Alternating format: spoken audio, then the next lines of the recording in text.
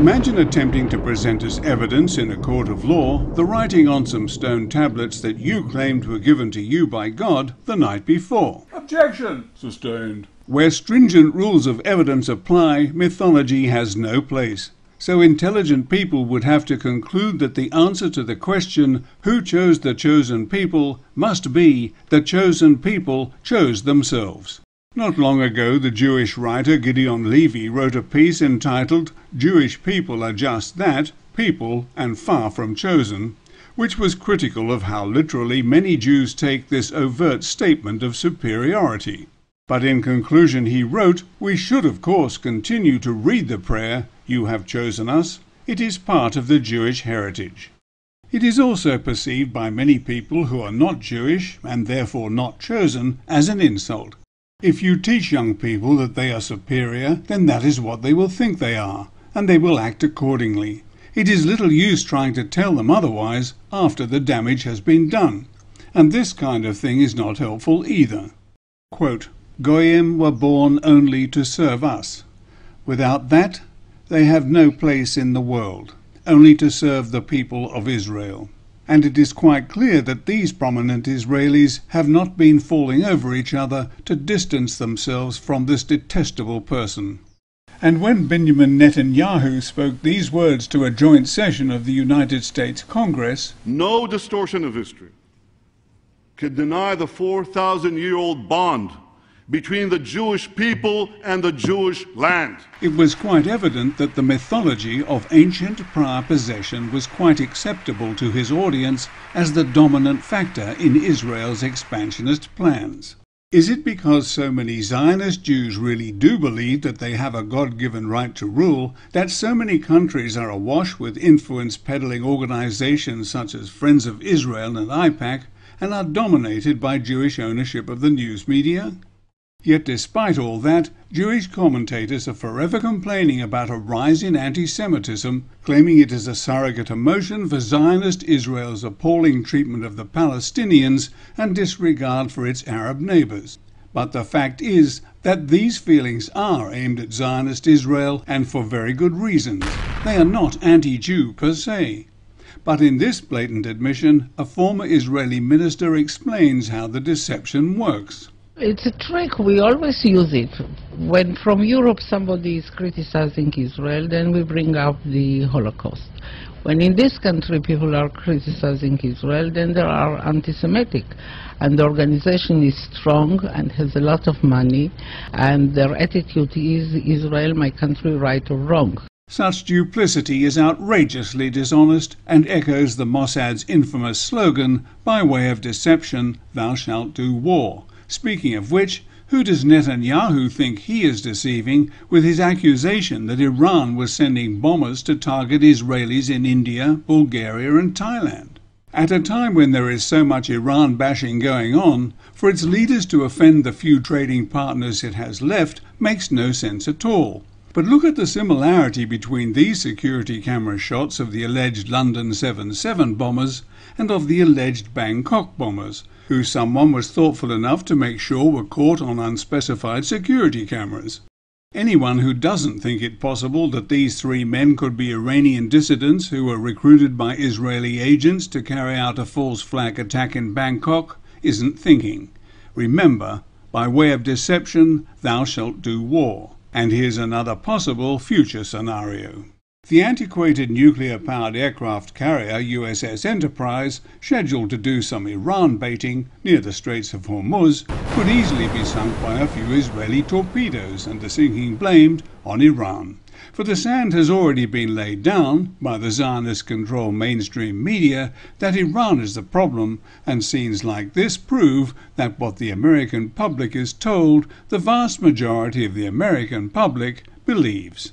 Yet the accusations that Iran is developing nuclear weapons are not supported by any definitive evidence from either the CIA or the IAEA, as even Leon Panetta admitted. Are they trying to develop a nuclear weapon? No, but we know that they're trying to develop a nuclear capability.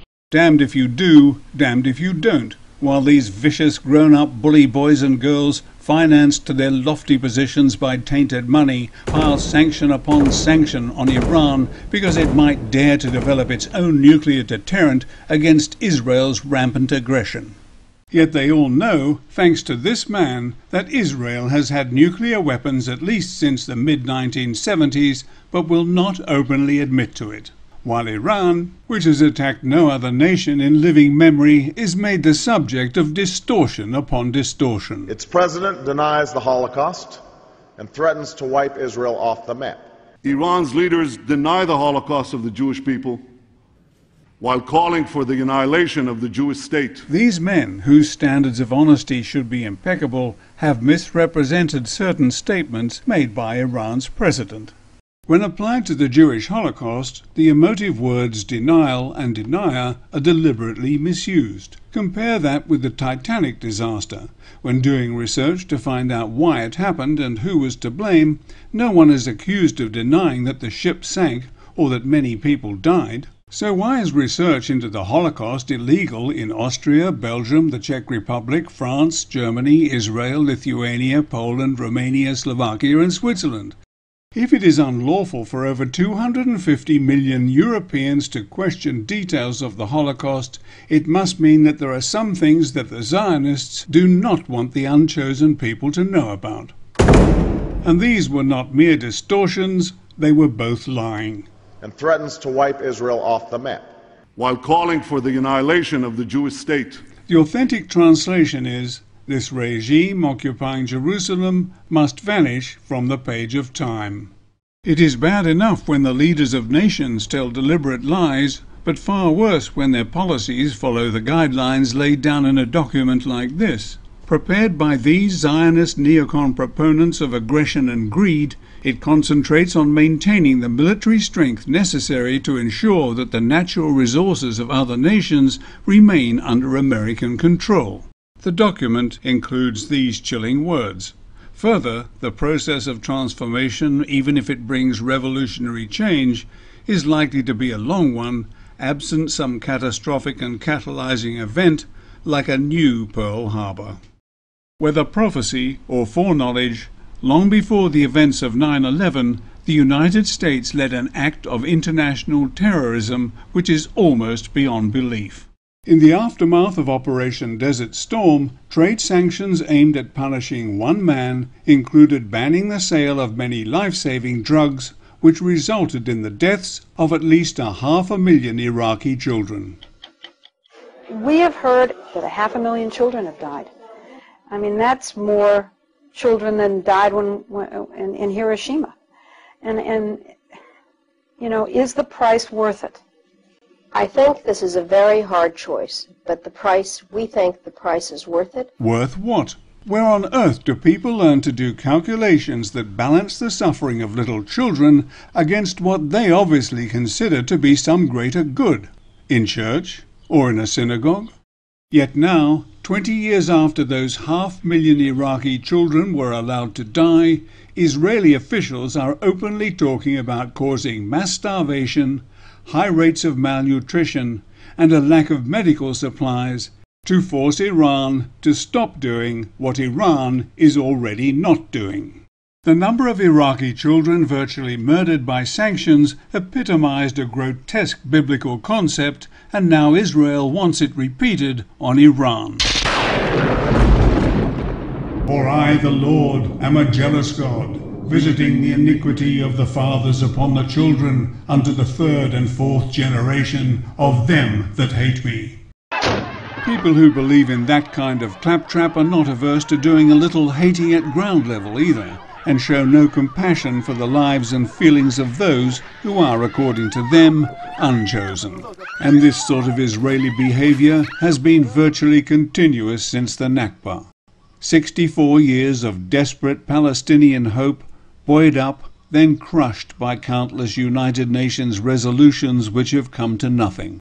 Blocked or sabotaged because the most powerful nation in the world is Zionist control. Yet Benjamin Netanyahu, when addressing the US Congress, stated, This is real democracy. which could not be further from the truth.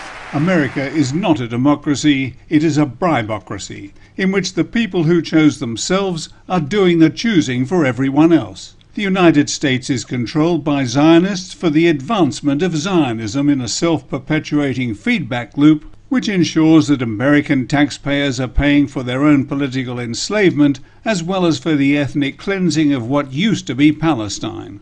Ask yourself this. Having seen what Israel has done and continues to do to the Palestinians, stealing their land, bulldozing their homes, destroying their orchards, their olive groves, ruining their agricultural land, walling them in and threatening them on a daily basis, killing their children, viciously breaking up peaceful demonstrations, why would anyone want to be a friend to the people who are perpetrating these crimes against humanity? There are two possible answers to that question.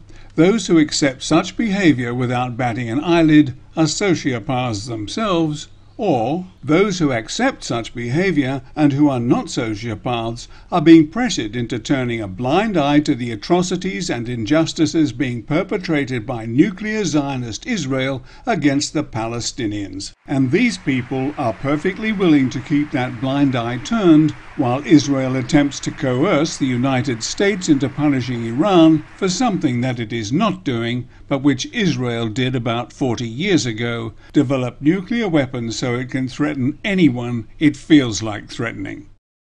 The reasons why we are now living in this insane world of international double standards can be explained using two words. The first one is bribery. The offering, giving, receiving, or soliciting of something of value for the purpose of influencing the action of an official in the discharge of his or her public or legal duties.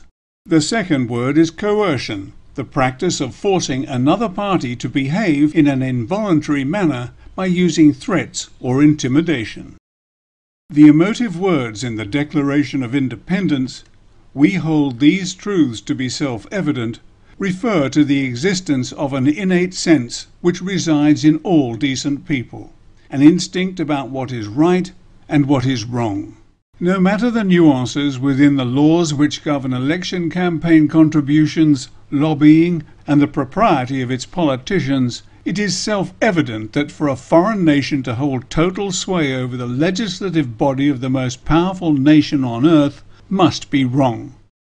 When an excess of Zionist organizations exists across the globe, led by AIPAC, which has been called Israel's fifth column in Washington, what methods other than bribery and coercion would reward the Prime Minister of Israel with 29 standing ovations when his perpetual stance is one of aggression and seeming total lack of understanding as to why his nation is regarded by just about anyone who is not being bribed or coerced into supporting the pariah state of Zionist apartheid Israel as the biggest troublemaker in the world today?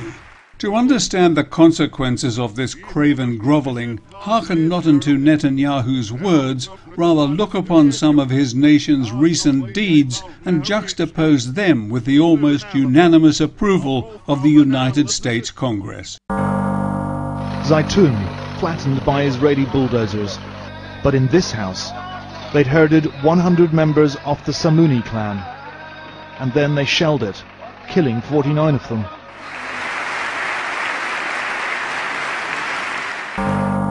Gaza, white phosphorus, dropped on a civilian population causing death, blindness and other horrendous injuries. May 2010, murder in the Mediterranean. The attack on the Freedom Flotilla attempting to break the illegal siege of Gaza. Out of a multitude of nationalities on board the Mavi Marmara, 9 men, all Turkish, were gunned down in what must have been targeted assassinations. 19-year-old Furkan Dogan, an American citizen of Turkish descent, was shot once in the chest and 4 times in the head.